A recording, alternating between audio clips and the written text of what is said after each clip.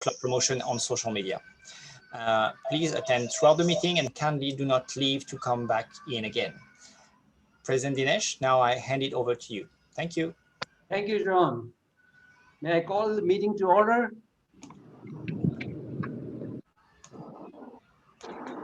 Thank you. Honorary members, Pak Mohan. I see you. PP Bhagwan, you are always there, one of the first. Distinguished guests, past presidents, fellow Rotarians, prospective members, charming spouses, very good evening and warm welcome to all of you. I'm also pleased to welcome President William Leong from Rotary Club of Shanghai, Merlion Club. Thank you, William, for being with us. Our speaker, our honorary member, Excellency, Mr. Perisami Kumaran, will be joining a little later. Now it is my pleasure to call upon Rotarian Lucia Lee to raise the toast to Rotary Club of Shanghai, Merlion, coupled with Rotary International.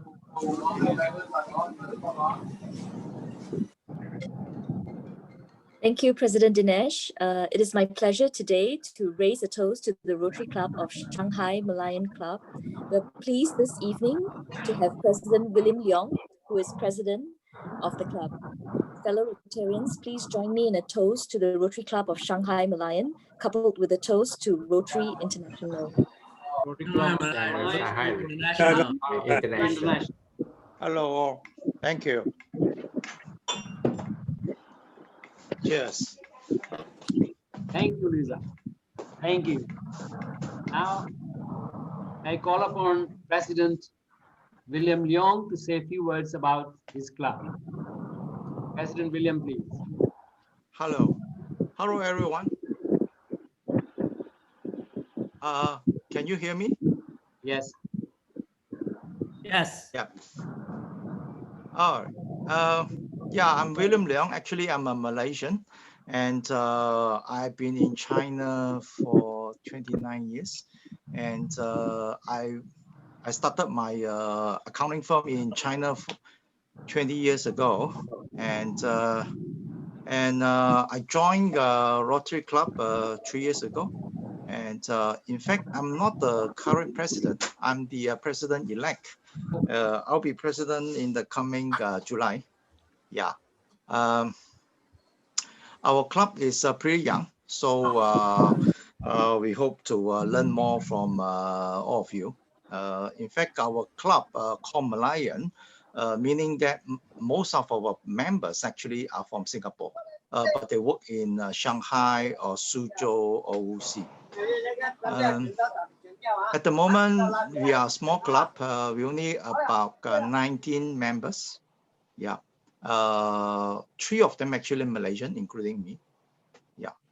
We hope that one day we can develop into a slightly bigger group, including Thai, Filipinos, and Indonesian as well.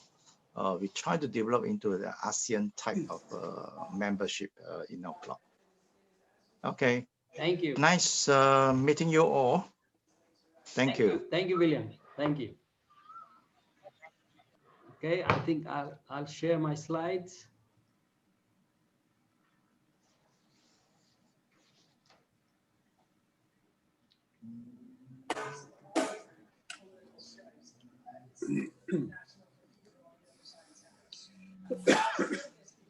Can I call upon our Honorary Secretary, Bridget, to make club announcements?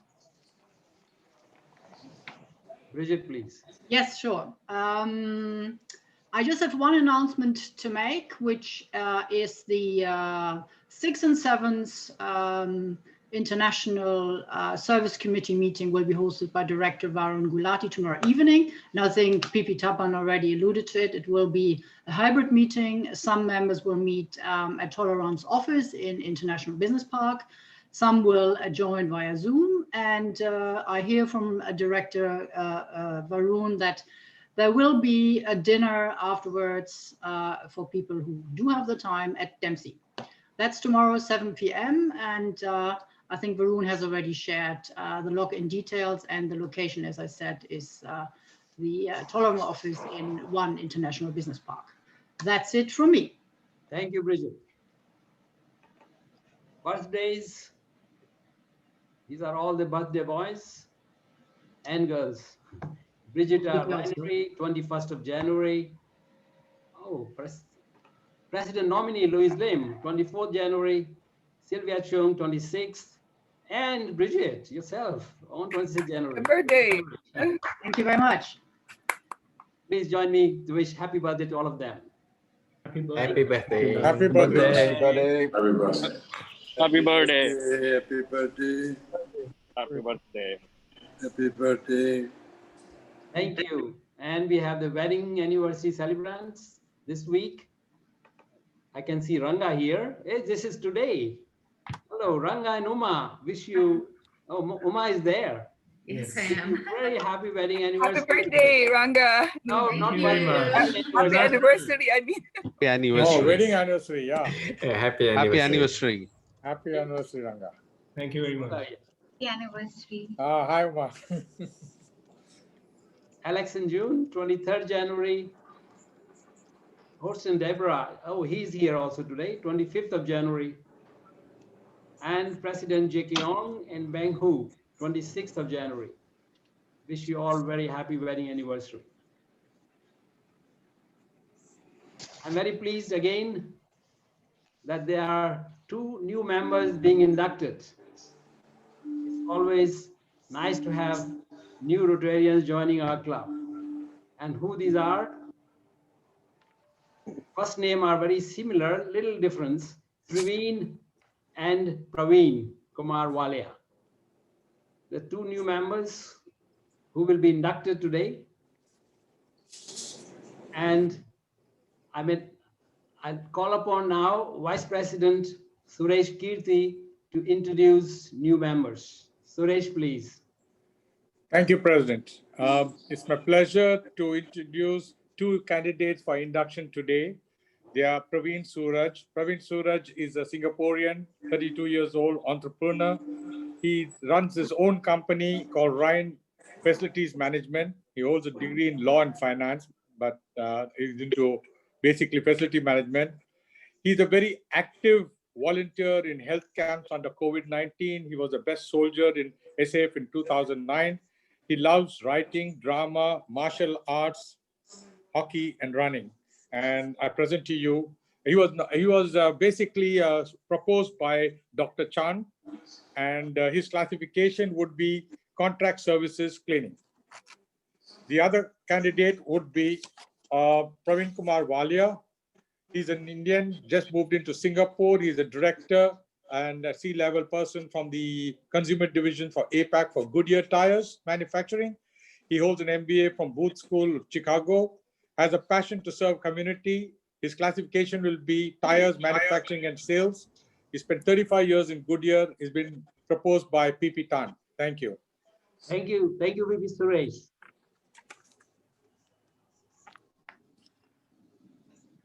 Fellow Rotarians, it is my privilege and pleasure today to welcome into our membership Mr. Praveen Suraj and Mr. Praveen Kumar Walia. The proposals have been reviewed in accordance with the Constitution. Yes, please. With the Constitution. Hello. And bylaws of the club. The respective proposers are Director VSC Dr. Chan Sulian and past President Peter Tan. Praveen and PK, as you would like to be known in the club, we now proceed to admit you into membership in the Rotary Club of Singapore. You have been chosen for membership in this club because your fellow members believe in you to be a leader in your field and have qualities which will allow you to carry out the work of a Rotarian. In electing you to membership, we are doing more than taking you into our fellowship. We are making you a trustee in our Rotary's ideals Knowing you to be a Rotarian, the world will henceforth judge Rotary by your conduct. Membership in Rotary is an honor and privilege, and every privilege has its corresponding obligations. You have agreed to accept the responsibility attached to your membership in this club, to obey this club's constitution and bylaws. One of the special obligations of membership is regular attendance at the weekly meeting and the monthly service committee meetings and participation in club projects and activities. It is the primary method of fulfilling the principle of service and fellowship, and also a way by which you represent your vocation. Praveen and PK, the ideal of Rotary is service. Our principal motto is service above self. And the objective of this club and all Rotary clubs is to encourage and foster this ideal as a basis of worthy enterprise you are to share in this effort. Praveen, for the rest of this Rotary year, I would be pleased if you would serve on the Community Service Committee. Your mentor is past President Alan Tan. PK, I would recommend you to join International Service Committee. Your mentor is past President Tapan Rao. You can attend all the committee meetings, and you can also decide later which one you would like to join, or you can join more than one committee. Your mentors will guide your assimilation through the service committee. Praveen, your classification is cleaning contract services. PK, your classification is tires, manufacturing and sales. As you represent a classification, it is your duty to tell us about your vocation and to bring the ideals of Rotary to your business and profession. And now, by the power vested in me as a president of Rotary Club of Singapore, I declare you to be an active member of this Rotary Club. I will present you with a Rotary emblem and a packet of Rotary literature at a later date. I especially commend to your attention the object of Rotary and the four-way test, which form the criteria for Rotarians in their daily lives. I also suggest that you avail yourself of the extraordinary opportunity you will have to attend Rotary meetings and meet Rotarians throughout the world. This is another very rewarding benefit of your membership. Fellow Rotarians, I am happy to present to you Rotarian Praveen and PK, our newest members. Let us welcome Praveen and PK to the oldest Rotary Club in the District 3310, the Rotary Club of Singapore. Welcome to Rotary. We all look forward to the enrichment of our lives as well as that of yours by your association in this, the world's oldest, largest, and finest service organization. Fellow Rotarians, please unmute yourself and welcome our new Rotarians with a round of applause. Welcome, Praveen. Welcome. Congratulations, Praveen and PK. Welcome to the club. Thank you. Welcome to the club. Can I, sorry to interrupt, I didn't want to kind of do this before, but I cannot spot PK actually. I only spotted Praveen. Is PK in the room? No, PK is there. Yes. Yeah, he's there. With his wife. I'm waving. Can you see me? Yes. Yeah, we can see with Sapna. Yes. With his wife. With his wife. Let me Yeah, there he is. PK Valia is a... Ah, this is the. Yes. I can't see. Okay, fine. Let me just sort of John and wait. David.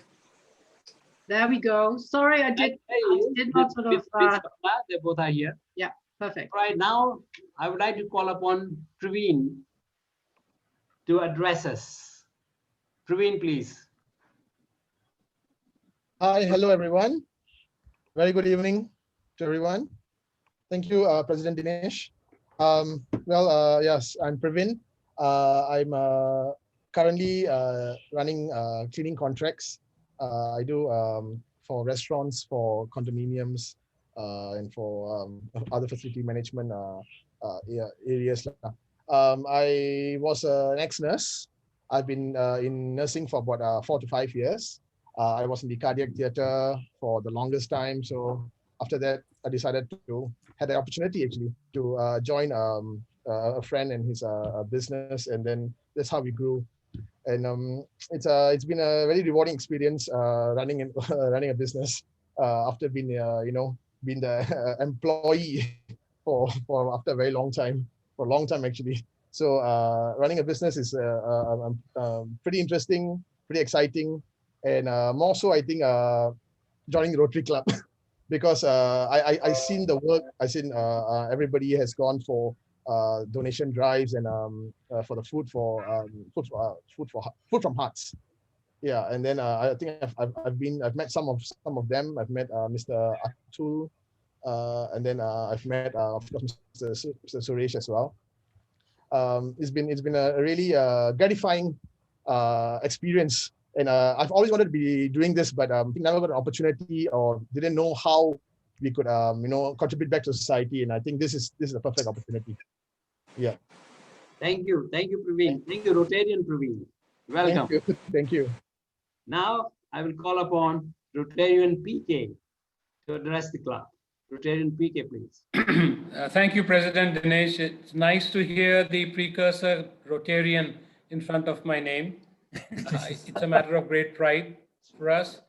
Suresh has already introduced me somewhat, but let me give you some more details about myself. I've been working with Goodyear for the last 36 years. So I've been a one company man right from the beginning. I started straight out of college and I've been working. I'm proud to say I've been working with them right from that point on. Across these many years, I've had the good fortune of working in many functions in multiple countries and doing many things, which has kept me very interested. So I'm somewhat of a veteran in Goodyear, and I would say that I know the tire industry pretty well. Outside of that, my interests are in golfing, in playing tennis, and also mentoring young students. Ever since we came to Singapore about a year ago, through my university, which is the University of Chicago Booth School of Business, I'm mentoring business students at the NUS and also mentoring startups on scaling up and how to go to market and reaching to scale. And I look forward to contributing through Rotary to the community at large, which is a matter of passion, not only for myself, but also my wife, who's sitting by my side. Her name is Sapna, and I'll ask her to say a few words as well. Thank you, Rotarian PK. Thank you. I'm very happy and thrilled that we have joined the Rotary Club of Singapore. And just a brief background about me, I have been an ex-advertising and a communications person. And then I got into philanthropy and community service. I worked in Malaysia, India, and now in Singapore in a small way. And I really look forward to supporting my husband in whatever community service I can contribute to. Thank you for this honor. I'm very happy today. Thank you. Thank you, Sapna. Thank you, and welcome to Rotary, both of you. Thank you. Thank you. Thank you. Okay, I will now share my slides again. I'm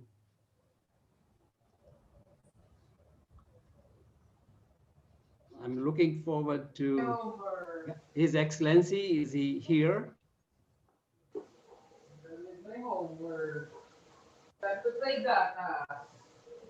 Right. All right. I think let me share my slides.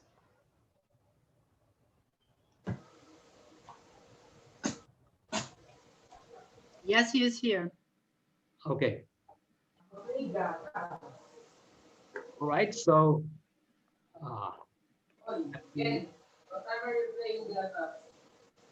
here. Okay, there are the two new Rotarians. Yeah, Mr. Dinesh, I'm here. Okay. I'm delighted with your presence, our honorary member, Excellency Mr. Pariyasamy Kumaran, High Commissioner of India to Singapore. And I thank you, sir, for accepting our invitation to speak on a very relevant topic, reflection on India-Singapore relations. And we look forward to your speech a little later. Thank you, sir. Thank you for coming. Thank you for joining. All right. third club assembly, and next week on 27th of January will be our third club assembly. And we'll be presenting reports from the board from 1st of October 2020 to January 2021, and also the plans for the next half of the Rotary year. It will be President's report, service committees, all the four, CSC, community, vocation, international, and youth.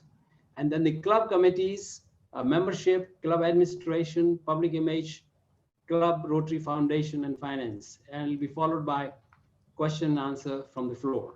Please do join next week.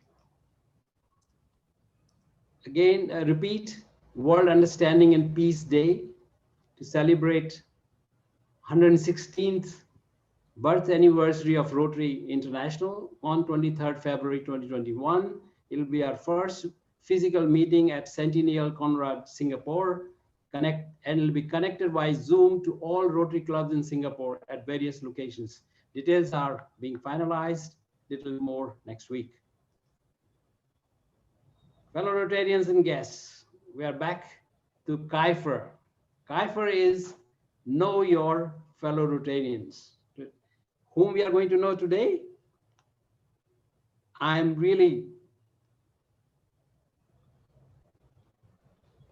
most pleased to present one of our newest Rotarian, Thomas Wolf. He is CEO and chairman of RIB Private Limited. He joined Rotary on 21st of October 2020, sorry, just a couple of months. He has already become a major donor, very active in our major projects. Rather than I say something more about him, let's hear from him. Fellow Rotarians and guests, it's my pleasure now to give you Tom. Rotarian Tom, please. Thank you, President Dinesh, for letting introduce myself, my family, and what makes Rotary of Singapore so attractive for me. I want to start with some introduction first.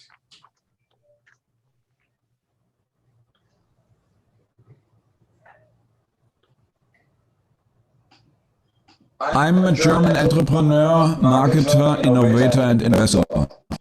I'm now living in Singapore. I'm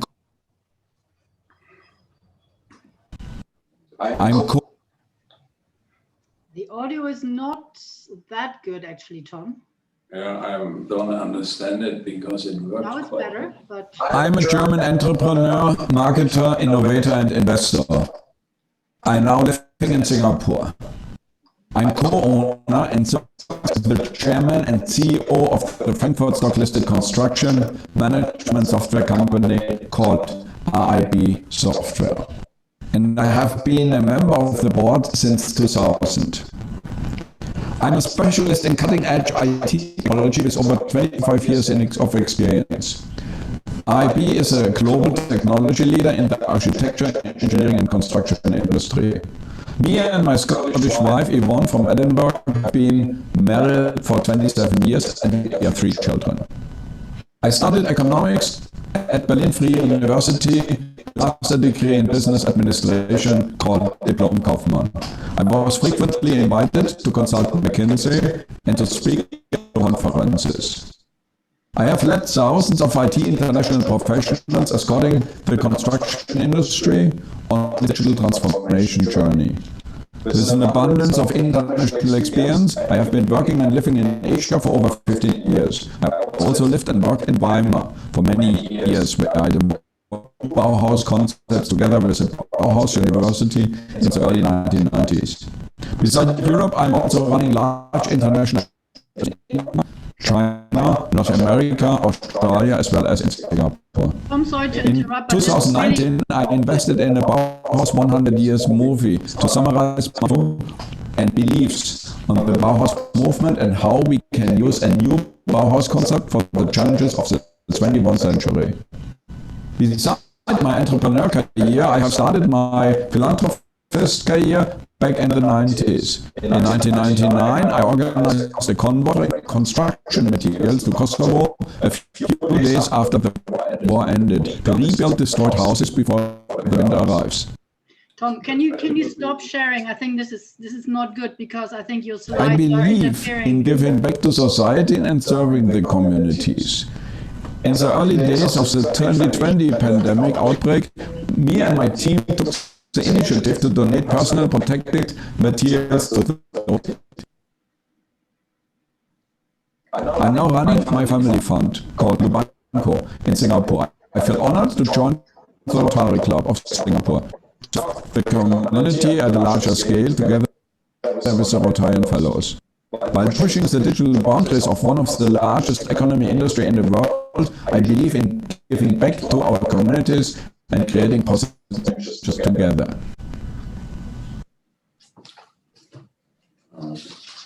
And what was the main reason why I joined Rotary? On one side, it was the invitation from President Dinesh and Suresh.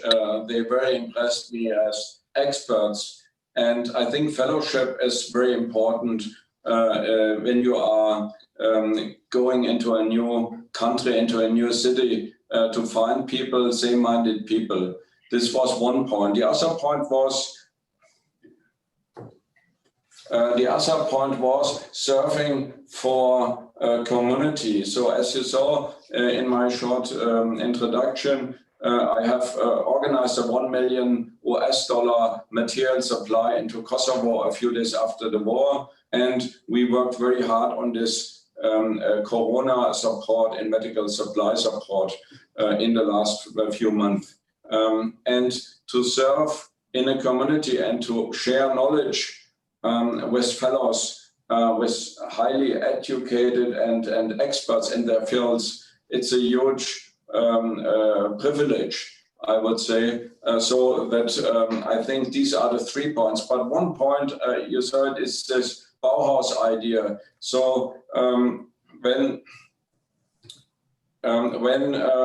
I started in the 90s in Weimar, my career, I was very impressed with Bauhaus because Bauhaus changed. It was a movement who helped people to understand how they can generate benefits out of industrialization. That was a big point. So the young generations were very upset with industrialization and the working conditions. But with Bauhaus, they showed that a kind of Eiffel Tower can be art, even industrial products, steel can be art. And this art has helped to shape the world in the 20th century. And I'm very honored that the European President of the European Commission, Ursula von der Leyen, has invited me to join her in this new European Bauhaus concept. And we have created a movie for Bauhaus. You see it here on YouTube on my presentation, but it's about digitalization now. It's not about industrialization, but the digitalization is the same challenge for all of us. And to help here to create a new European Bauhaus or being an ambassador or in Asia for the new European Bauhaus, this is one of my targets. And here we want to help universities, education, and especially young people to give answers how the 21st century can be managed by all of us. Thank you, everybody, and look forward to our fellowship and looking forward to service together with you here in the community. Thank you. Thank you, Tom. And sorry when the when the video is not. I hoped I can shorten my presentation with this, but it didn't work out 100%. Thank you, Tom. I think it's pride and pleasure to have you with us in the Rotary Club. And here we have an entrepreneur who is extremely innovative, who uses innovation in his throughout his career, and you know, he is in software, which I know is something very different. So Tom, we will keep discussing with you how we can serve the communities in Singapore and outside. Bauhaus concept is extremely good to promote Industry 4.0 in this world of digitalization. Thank you very much. Now, Thank you. fellow Rotarians and the guests, now it's speaker time. And our speaker today is our own honorary member, His Excellency, Mr. Parisamy Kumaran, High Commissioner of India to Singapore. His topic is reflection on India-Singapore relations.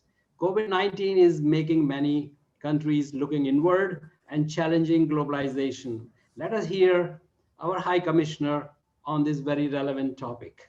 It is now my pleasure to call Rotarian Uttam Kripalani to introduce our speaker. Rotarian Uttam, please. Thank you, President Dinesh. First of all, let me tell all the golfers in our club that our new honorary member and today's speaker, His Excellency, Mr. Kumaran, High Commissioner of India, is an excellent golfer. For those who play golf, let me tell you that I have seen him hit a very, very long drive, anywhere between 240 to 250 meters. He can be regularly seen at the Singapore Island Country Club most Sunday mornings.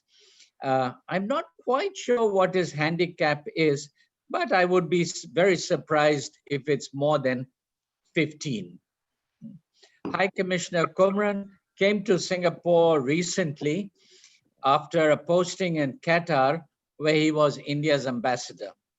Since he joined India's Foreign Service in 1992, he has served in several capacities in countries that include Egypt, Tripoli, Belgium, Pakistan, USA, Sri Lanka, and of course, Qatar, as I just mentioned.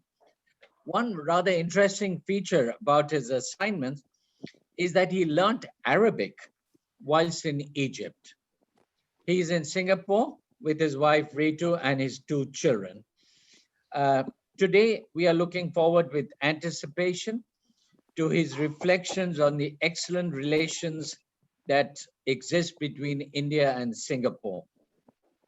Many of us in the Rotary can vouch for the very warm and friendly relations that exist between the 2 countries, particularly in the Rotary field and with our Rotary international connections. I'm one of those who came to Singapore from India for an assignment of 3 months, found it an exciting place to be in, and have stayed on for more than 44 years. Ladies and gentlemen, may I invite His Excellency, Mr. Kumaran, to share with us his views on the Singapore-India relations. Over to you, High Commissioner.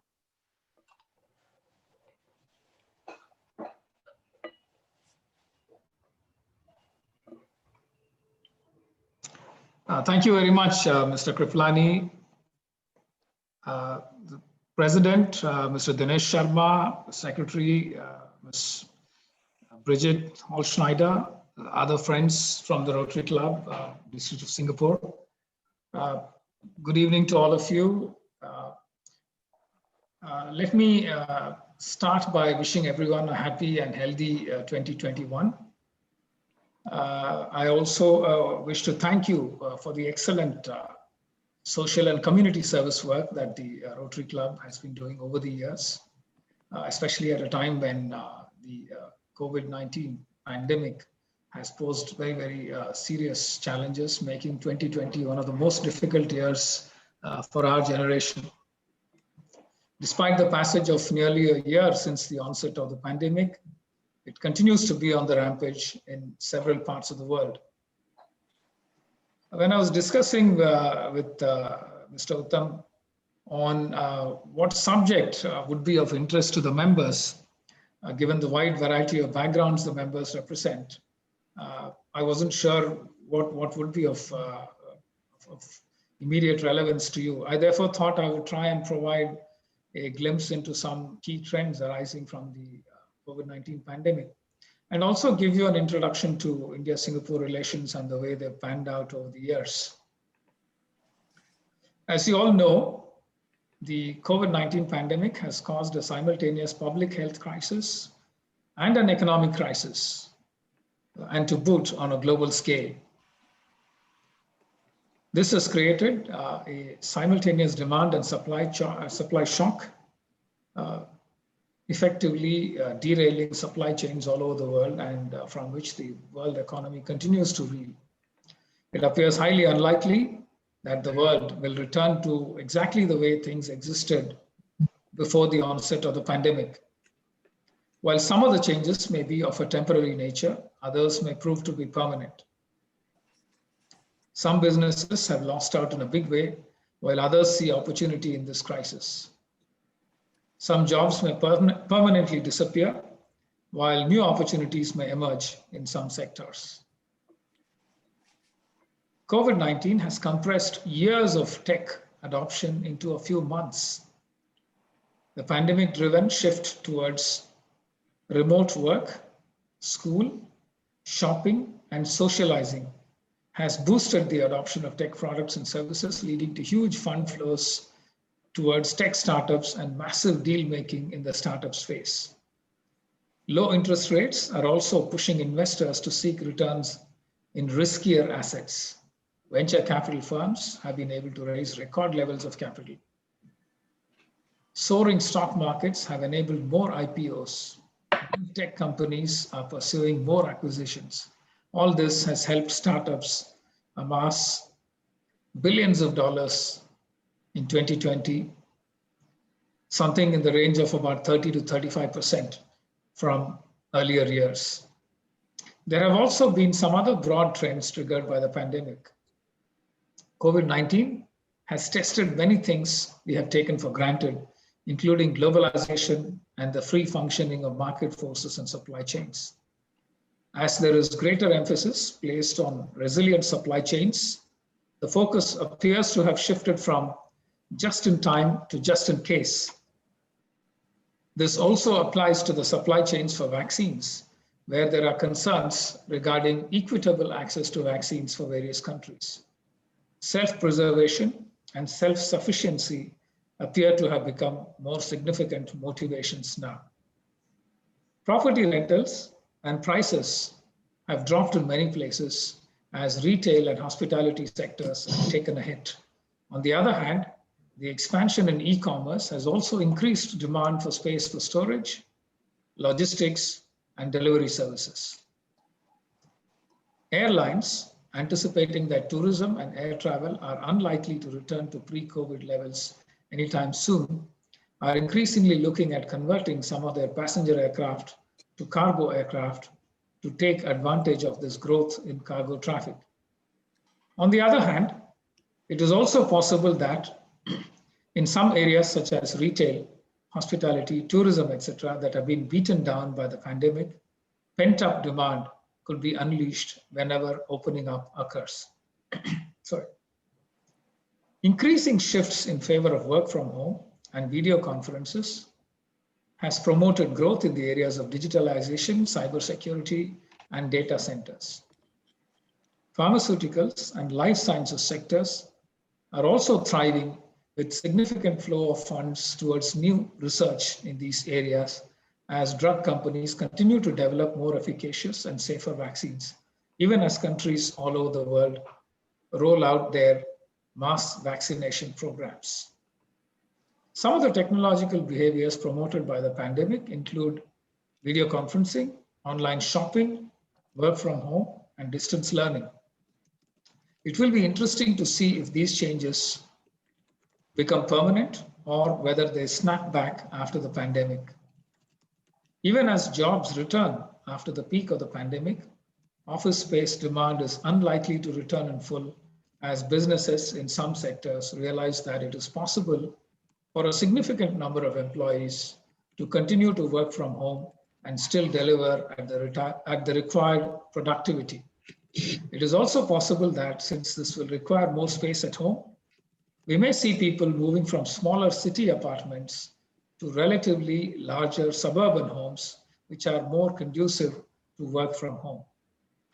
As the pandemic drags on, there will be increasing pressure on government finances and the broad-based government support to businesses may gradually give way to more focused assistance to carefully selected sectors or businesses seen as more deserving in the larger interests of the economy. This will mean that we are likely to see more bankruptcy problems surface, putting pressure on the banking system. Given these broad trends and the relative increase in geopolitical tensions in recent years, governments and businesses have been positioning themselves to minimize the damage to public health and the economy and take whatever steps are possible to ride the changes forced by the pandemic and take advantage of them. Dear friends, let me try and give you a broad background of India-Singapore relations. As you are aware, the close ties between India and Singapore have a history rooted in strong commercial, cultural, and people-to-people links. A Tamil community has been present in Southeast Asia, including Singapore, for several centuries. The Indian connection with Singapore, however, mainly dates back to the Cholas, a kingdom in southern India, which had extended their influence over much of Southeast Asia. The more modern relationship is attributable to the 19th century when Sir Raffles established a trading station in Singapore, which became a colony under British India and was governed from Kolkata. The colonial collection is reflected in the similarity of institutions and practices, usage of English, and the presence of a large Indian community. India was one of the first countries to recognize Singapore as a new country in 1965. Although Cold War politics imposed limitations on the full blossoming of the relationship, for a number of years, Singapore always saw India as a benign and balancing factor in Southeast Asia. On the other hand, India always looked at Singapore as a strategic trading post, giving it access to the Far East. The new warmth in India-Singapore relations commenced when former Singapore Prime Minister, Mr. Goh Chok Tong, first visited India in 1994 as the chief guest at India's Republic Day celebrations. PM Goh's visit was soon reciprocated by the then Indian Prime Minister, Mr. Narasimha Rao, in September 1994, when he propounded India's Look East policy. The relationship strengthened further when Prime Minister Vajpayee visited Singapore in April 2002. The Comprehensive Economic Cooperation Agreement between India and Singapore was signed in June 2005 and became operational in August 2005. It was the first comprehensive trade agreement India had signed with any trade partner. It was also Singapore's first comprehensive economic pact with a South Asian country. The CECA, as it is known, established a comprehensive framework for trade in goods and services, promoting investments, mutually recognizing qualifications in key areas, and facilitating movement of persons. An improved double taxation avoidance agreement and a more liberal air services agreement were also worked out. They were all concluded around the same time.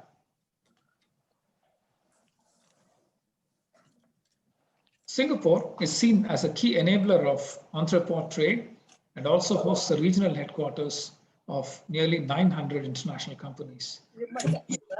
The expectation was that CECA would help India leverage Singapore's strengths in finance, manufacturing, marketing, and services and help us achieve greater competitiveness, allowing India to use Singapore as a gateway to Southeast Asia.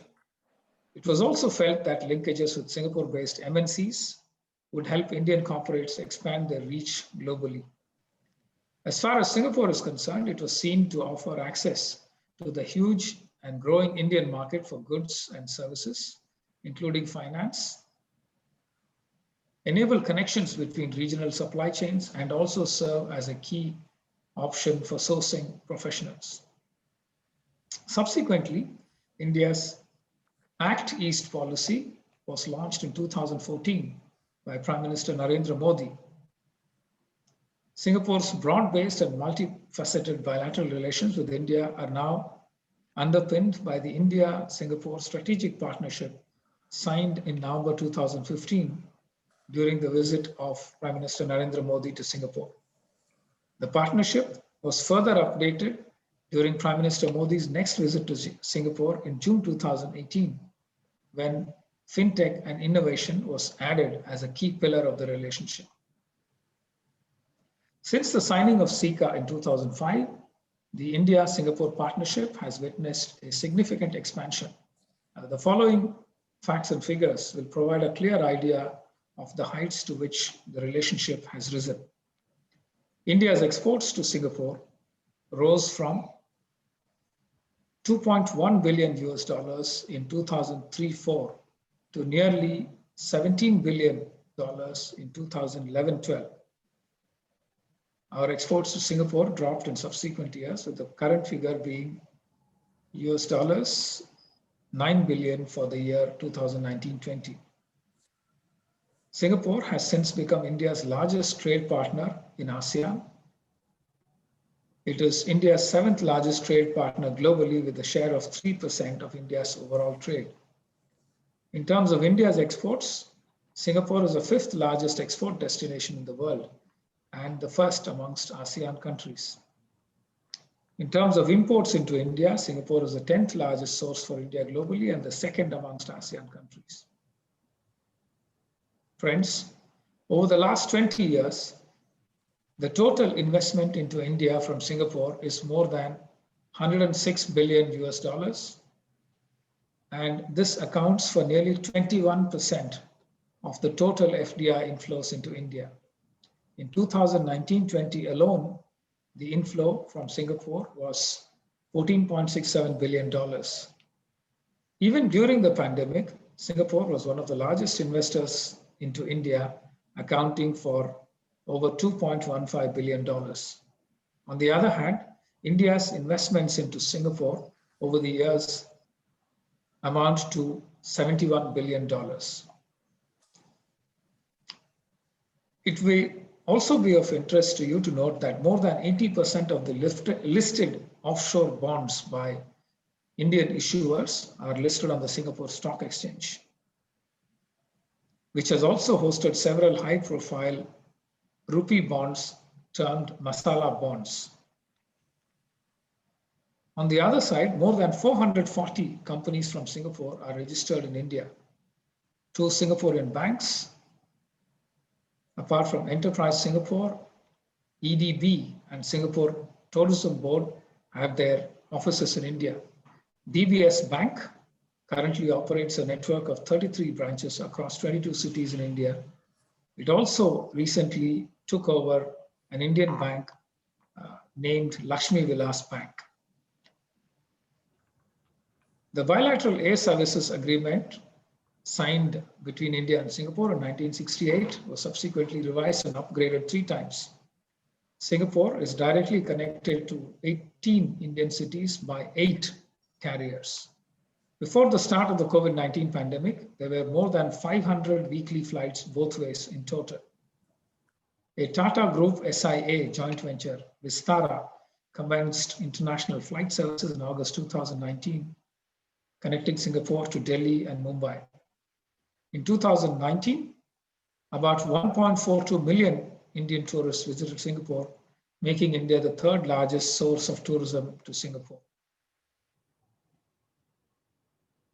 The pandemic has served as a wake-up call for many industries and organizations. As companies increasingly look towards resilient supply chains, several new avenues have opened up for both India and Singapore, and there is vast potential for collaboration. Singapore is working with central government and the state government and several state governments in India to establish skill development centers in various sectors to cater to the large youth population in India, which is expected to come onto the labor market in the coming years. Some of the areas identified by us where Indian companies can work closely with Singapore-based companies are fintech, we already have a number of collaboration programs going. There is increasing interest among Singaporean companies in the area of providing micro loans for crop financing and insurance for farmers. Pharmaceuticals and vaccines, and also smart medical devices is another interesting area where there is interest on both sides for collaboration. India also looks to partner with Singapore in the area of smart cities, especially on the aspect of water management and solid waste management, where Singapore has special strengths. Singaporean companies such as SIA and Mapletree are increasingly looking for opportunities in India in the area of ports and logistics. Singaporean companies are looking for partnerships in the area of smart manufacturing, Industry 4.0, and green energy. Infrastructure is another area where India requires investments of the order of $1.5 trillion in the next 10 years or so. Electric vehicles and self-driving technologies, in addition to 3D printing and additive manufacturing, are emerging areas of interest. There are also areas such as aquaculture, plant-based meat production, and development of mega food parks that are of interest to companies on both sides. There is also ongoing cooperation on a very robust scale in the areas of artificial intelligence, machine learning, IoT, and cybersecurity. Several Singaporean companies are looking for opportunities to set up data centers in India. Before I conclude, let me just tell you briefly about the collaboration opportunities in the area of startups and innovation. As Singapore emerges as a global hub for startups, there are some key reasons that propel this. Singapore's strategic advantage in terms of robust infrastructure availability, connectivity, an enabling policy environment, ease of doing business, and alacrity in technology adoption. Both Singapore and India are aggressively working to enable startups, investors, incubators, and aspiring entrepreneurs on both sides to connect with one another and provide them with resources to expand and become globalized players. The High Commission launched the idea of an India-Singapore entrepreneurship bridge under the brand name Inspreneur in 2017, so as to create a vibrant forum for entrepreneurs and innovators on both sides to interact with each other and explore opportunities for collaboration. We had the inaugural event in January 2018, followed by the second edition in May 2018. The third edition focused on some of the emerging areas that I had listed out. Carrying forward the initiative this year, we organized Inspreneur Connect Vector 1.0 in partnership with NASSCOM, the National Association of Software and Service Companies in India. The event witnessed participation from 7 specially curated startups and 22 early stage investors. The participating startups were from 5 different sectors, namely cybersecurity, enterprise solutions, fintech, health tech, and mobility. This helped showcase the immense potential and scope there is for entrepreneurs, startups, researchers, and new business operators from India and Singapore to collaborate and boost innovation. As we continue to collaborate in new and emerging areas, there is more and more excitement between the business communities on both sides to continue to identify new areas for collaboration. During my 3 years in Singapore, I look forward to try and enhance our ability to identify opportunities and to promote more collaboration than we have seen in past years, and to take the fullest advantage of the excellent connectivity between businesses on the 2 sides, and also the wonderful political understanding that exists between our 2 countries. I thank you all for your patience, and I look forward to meeting you personally over the coming months whenever the situation permits such interaction, and also to working with you and partnering with you in community and social service activities. Thank you very much. Thank you. Thank you, Excellency Kumaran, for your very insightful speech. You've articulated so well the economic trends as a result of COVID-19 and a wide spectrum of India and Singapore relations. I would now call upon Bridget to open the floor for questions and answers. Yes, thank you very Bridget, much. please. Thank you very much, Thank President Dinesh. We do have a few questions already in the chat from the floor, and I think the first one came from Rotarian Uttam. Do you want to just unmute yourself and ask the question yourself? Uttam? You need to unmute yourself, Uttam. Go Yeah. ahead. You can go ahead and ask the question on my behalf. All right. Okay. Fine. Then I just read it from the chat. Of course, as we are all quite still in sort of in the midst of the impact of COVID, the question is, how does the COVID situation affect the India-Singapore relations? I mean, Your Excellency, you talked about all the different collaborations which are already ongoing, but there is certainly an impact which kicked off in February 2020 when COVID hit us. Thank you, Ms. Bridget. You know, a lot of the India-Singapore relationship depends on connectivity. As I mentioned, we had nearly 20 cities in India connected with Singapore. We had close to 500 weekly flights between India and Singapore. So all that has been severely disrupted. The only flights that operate between India and Singapore currently are the ones we operate for repatriation of Indian citizens, what we call the Vande Bharat mission flights. And on their way into Singapore, they managed to carry some passengers. For a long time, we only had about 20 to 30 passengers coming in against the nearly 200 seats available on each flight. In recent weeks, however, the government of Singapore has opened up a larger number of opportunities for people to travel back, people holding work permits, etc., employment permits. So we see a larger number, close to about 80 to 100 people traveling on flights coming into Singapore. Business travel, given the extreme connectivity, there are about 8,000 to 9,000 Indian companies registered in Singapore. There are 440 Singaporean companies registered in India. And I said there are a number of Singaporean organizations that have offices. Their officials have come back to Singapore, given the large number of COVID-19 cases in India. Banks that operate in India, all of them are severely constrained to operate by pulling back to a very, very defensive posture.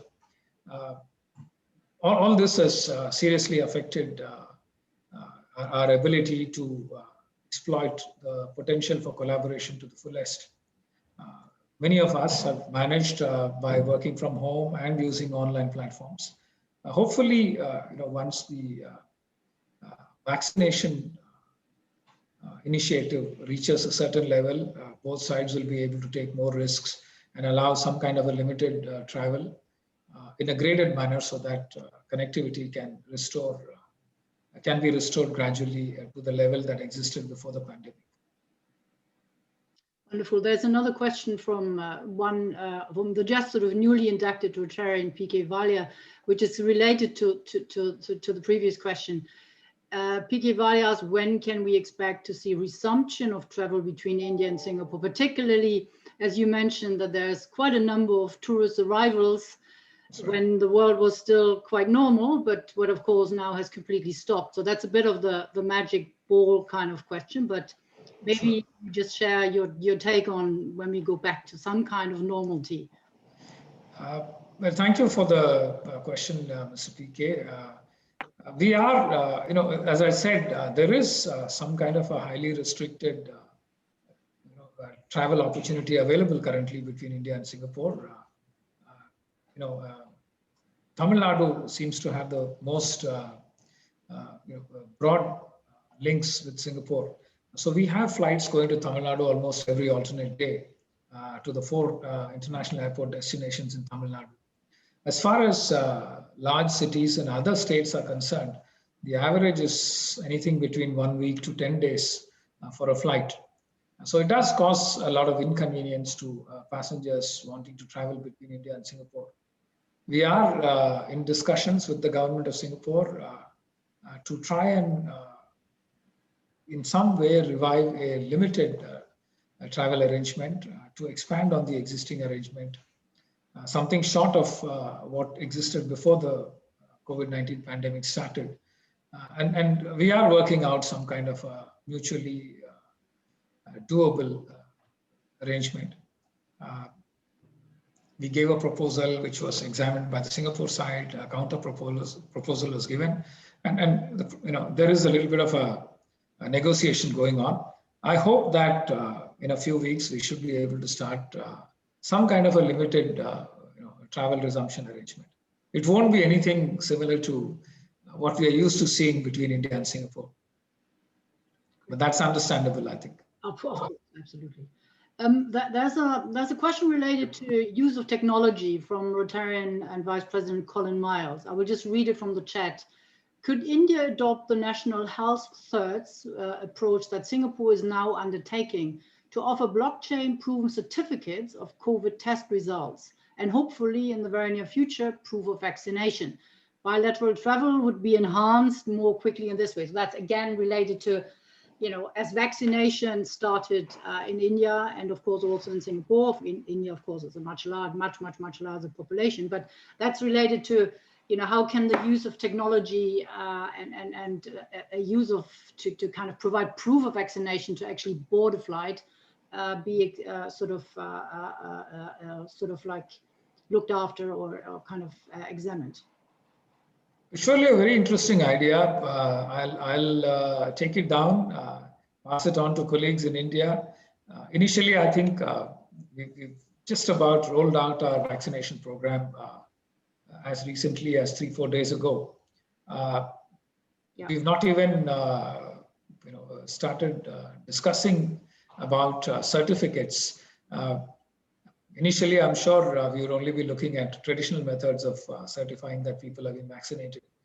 But certainly a very good tech-centered idea to use blockchain technology for providing certificates in a reliable way for COVID test results.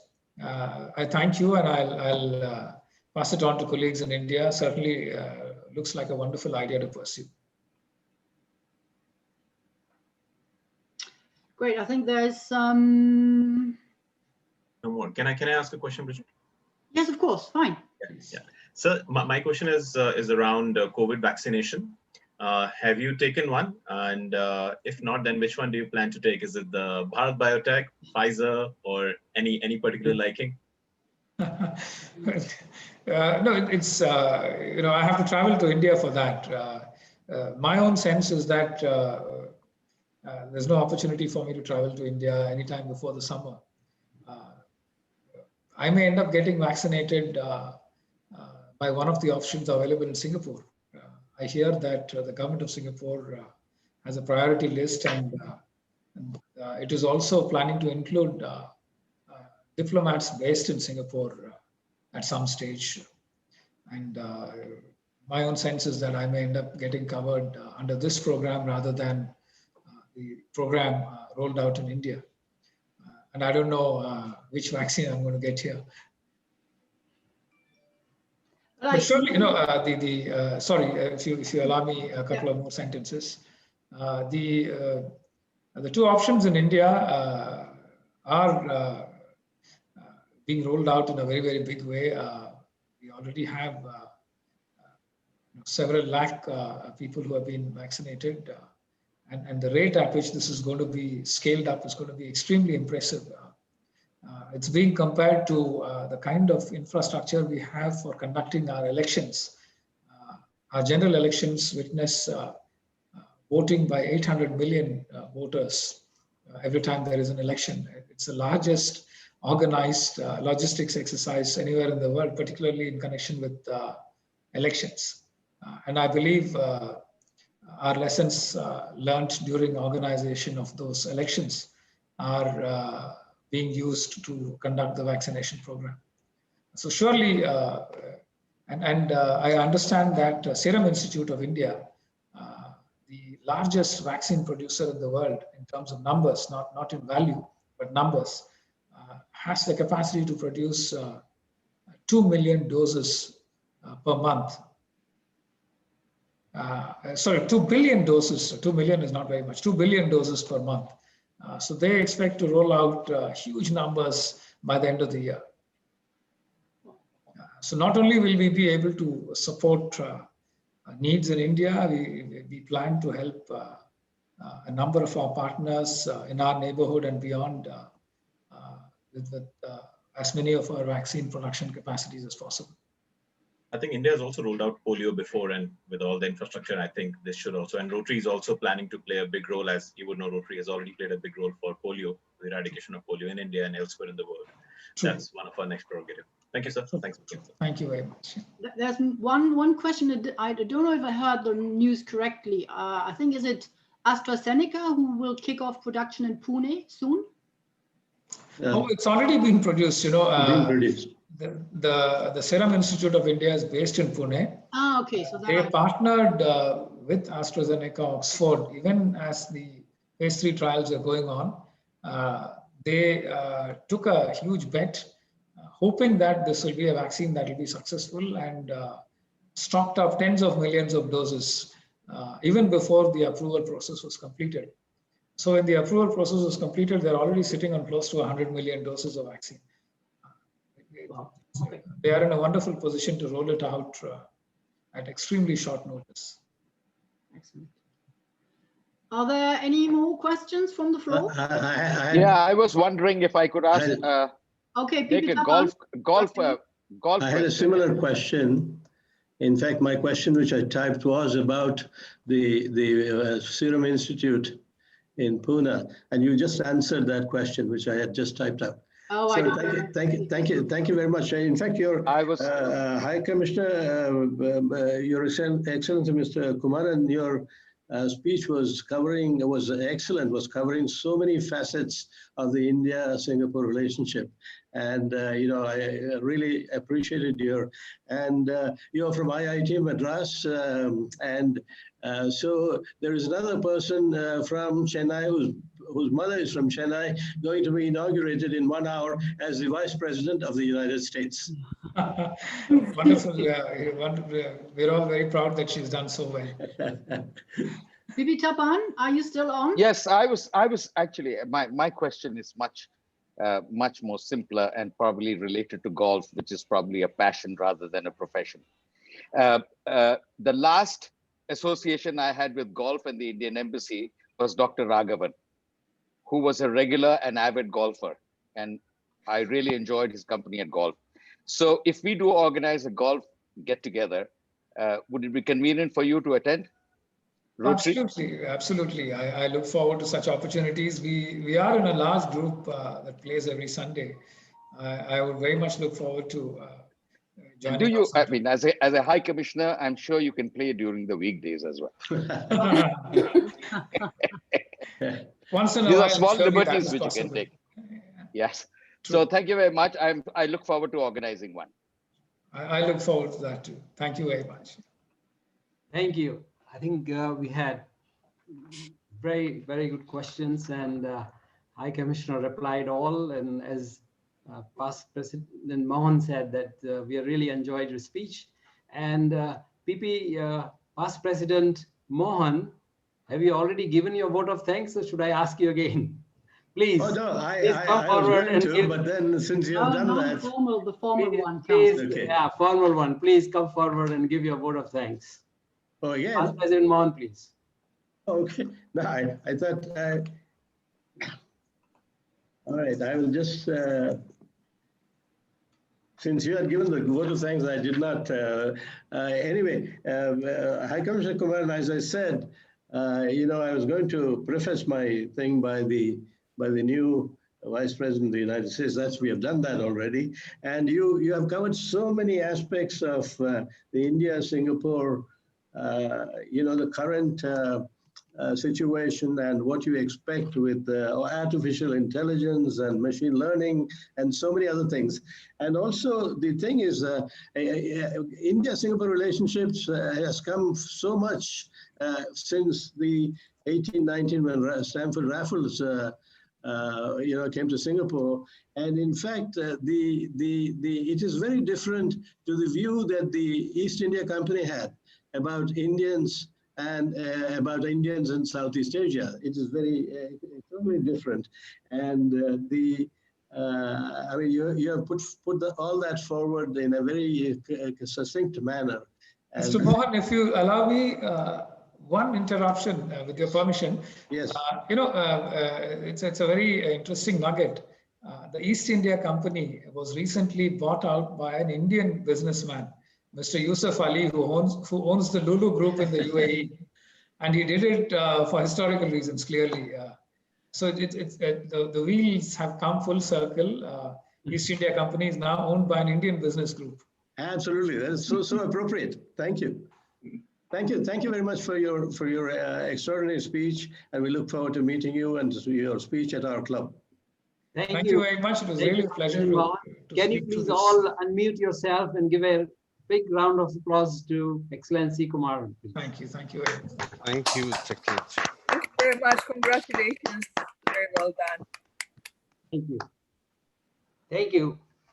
Next week, I think, as I said earlier, we have a third club assembly on 27th January, and that will be only for members. Thank you. Thank you for your presence, and I thank you all for attending this meeting. We had a record attendance of 67 today. Thank you all. And with that, I think we'll continue to have the fellowship for a couple of minutes. Please stay on, and I will now close the meeting.